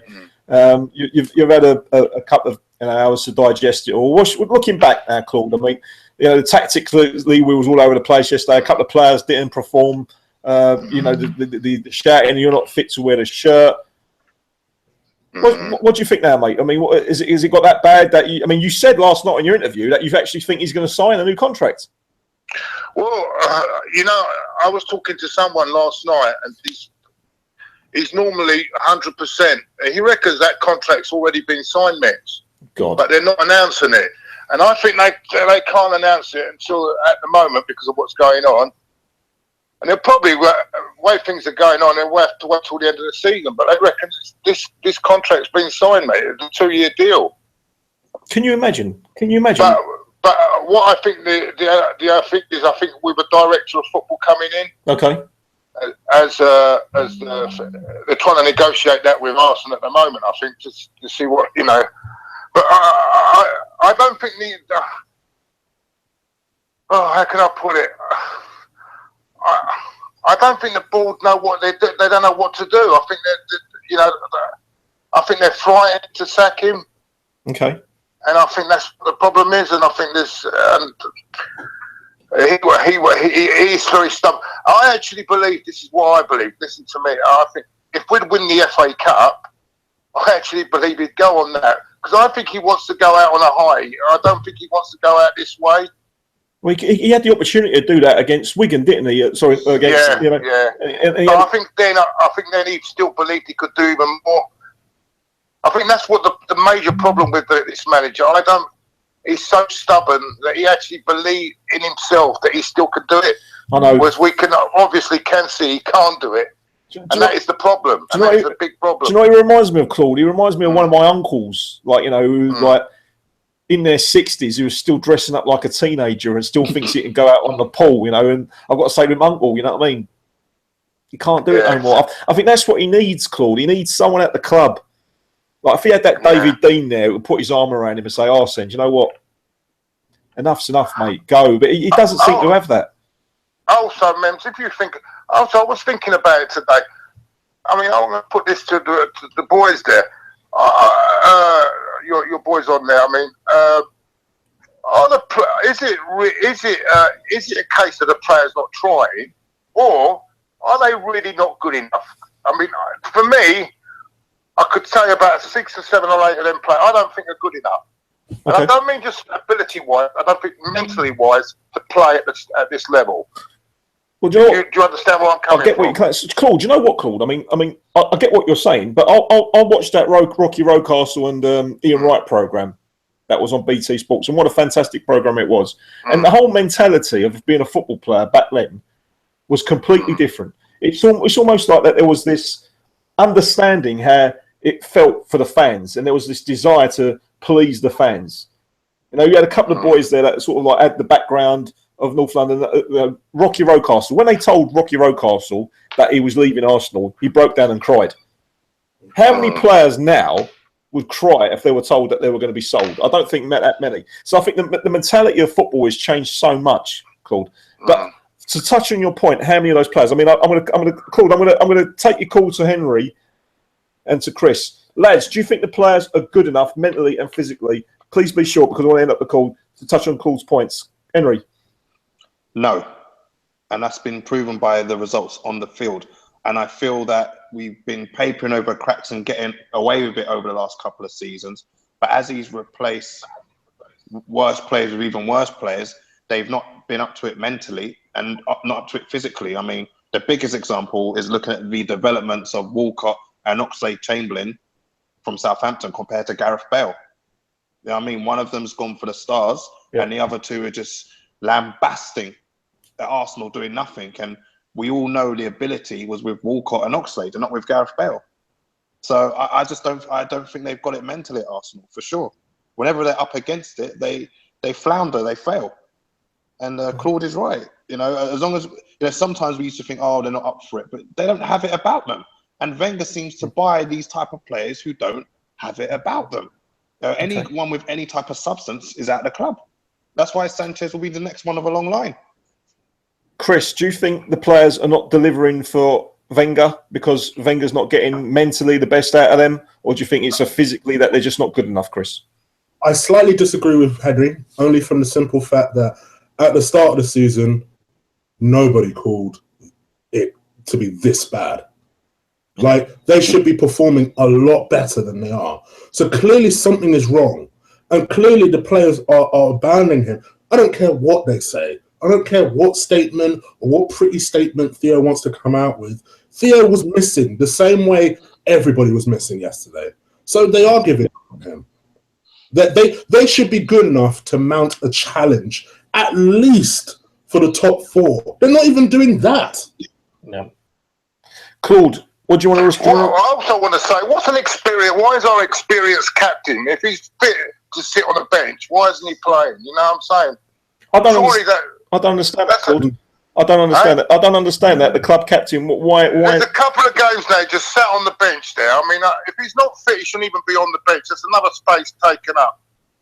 You know, I mean, I don't understand that at all. And I mean, the way this captaincy now has been done on a raffle. I mean, I'm not.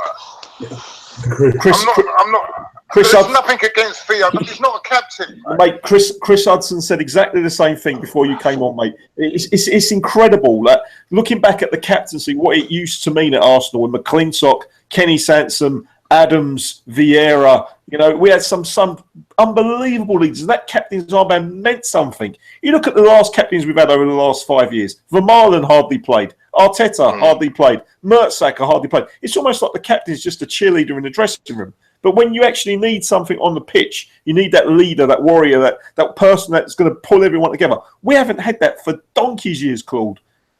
And that's what's happening. That's what's wrong over at Arsenal. I just don't understand why Mertesacker's sitting on the bench there. I mean, for two or three games running, and he's not come on. And we're not. And why? So, to me as well, I like Rob. This players like Rob Holding. Why aren't we giving these players a run? We've got nothing to lose now in the league now. Why don't we give these players a run in the team? You know. Completely agree.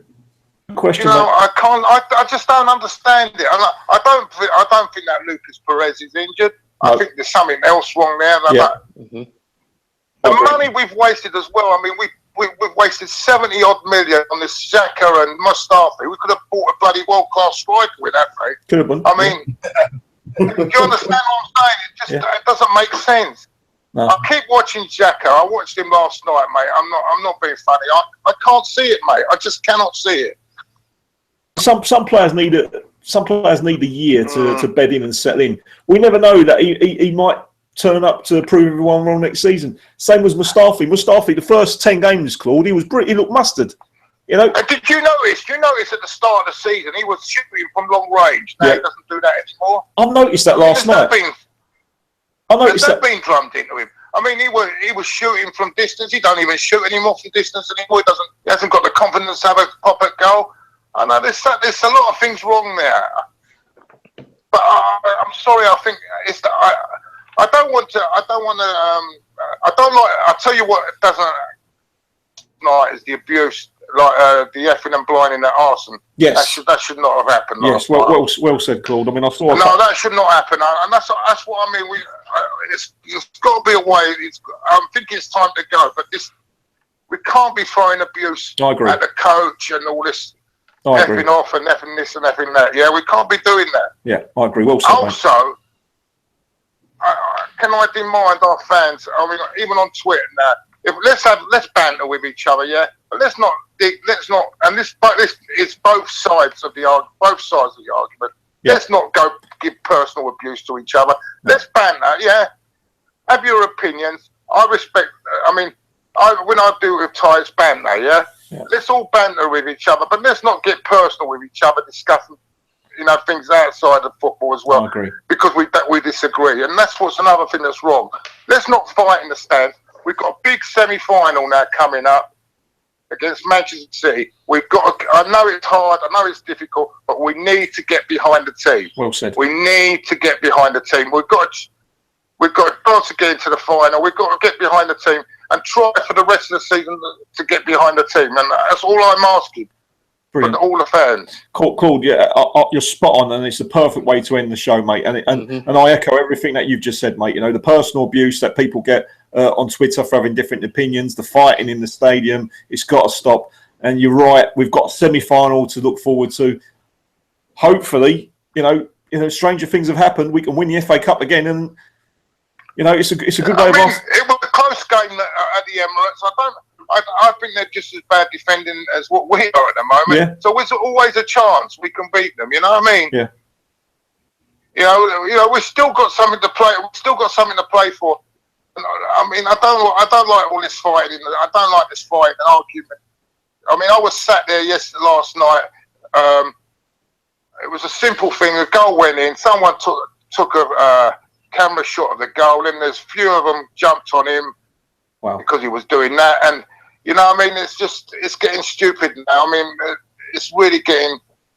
I mean, I get nasty looks as well now and again. I mean, I have to accept that because I'm a bit outspoken. I accept. But let's try and be, all fans together. We have the right to opinion. Yeah. I've got my right to an opinion. Jeff has got his right to opinion. Yeah, Ty's got his right to opinion. I don't agree with them, but we mustn't start insulting each other like this. We're all Arsenal together, mate. We're all Arsenal fans. Let's remember that. Absolutely spot on, Claude. Thank you very much, Claude, for your call. Well said as well. Thank you, mate. Cheers, Claude. Right. It's a great way to end the show, and he's right, gents. He's right.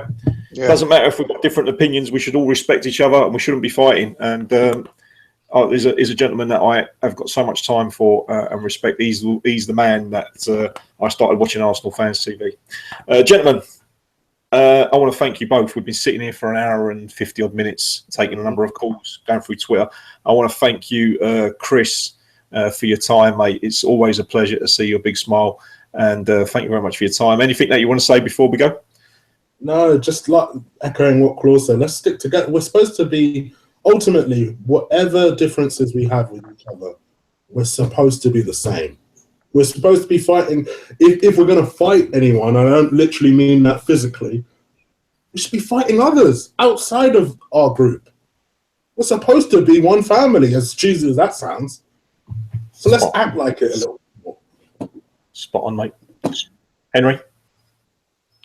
Yeah, again, totally agree. You know, let's rally behind the team for one final push, finish up as high as the table as possible, and put differences aside. Let's just, you know, everything is team first, Arsenal first.